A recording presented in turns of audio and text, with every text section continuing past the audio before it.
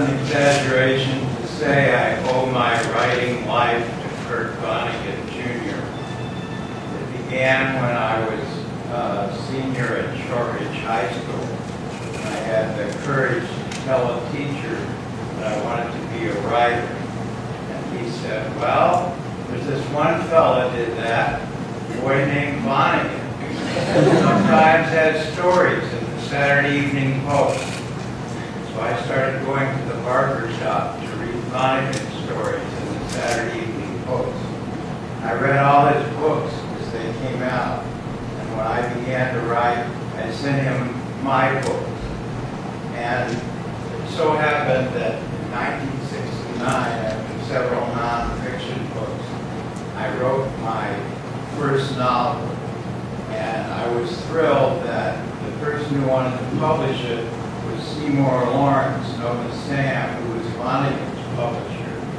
And Sam said before he took the book to the higher-ups in New York, he wondered if I'd mind if he let Vonnegut read the book and comment, since we were both from Indianapolis and my novel was set in Indianapolis.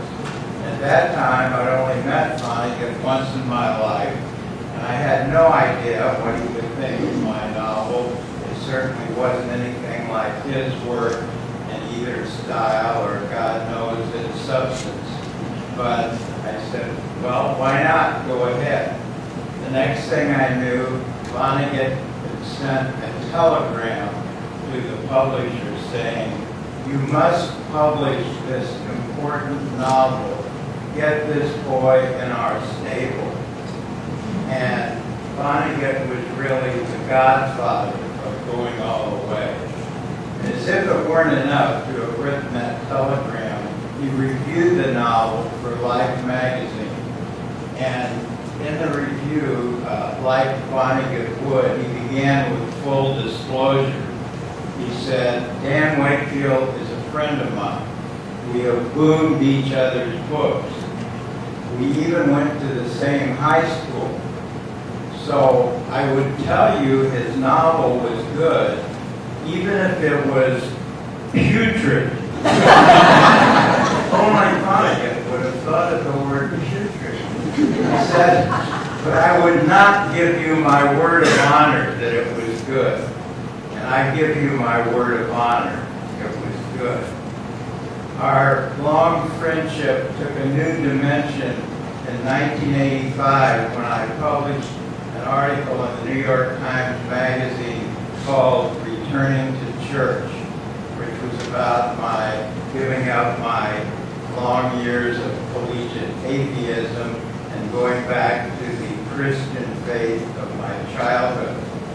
And I came back home after church that morning. The article was published, and I had a message on my answering machine which said simply, "This is Kurt.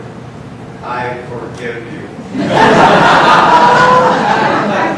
Vonnegut is well known as a humanist and was honorary president of the American Humanist Society. But as we, over the years, had a running dialogue about humanism and Christianity, always good-natured, I found that he really understood more about Jesus Christ than most theologians and had a greater sensitivity to him. And I later, by the way, was able to kind of get back at him for that first postcard, his first answering machine message. I saw he had published last year a poem in the New Yorker, and I wrote and said, "Dear Kurt, I see you have become a poet. I forgive you." He fired back a postcard that said, "Not as bad as you becoming a Christian." In his recent years, Kurt turned more to drawing and art than to writing. And as you know, he was a tremendously talented artist. And one of my most treasured possessions is a framed poster-like work that he sent me, that he drew himself, that I got early this year. And it's said below it, a new beatitude for my Christian friend Dan. And then in big letters it said, blessed are the happy-go-lucky boys and girls.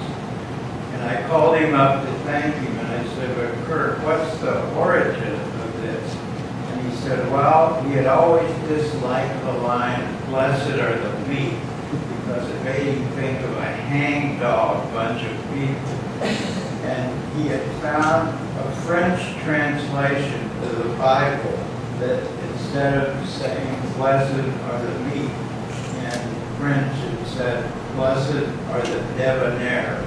And he said, he translated, blessed are the debonair as blessed are the happy-go-lucky. And I say, blessed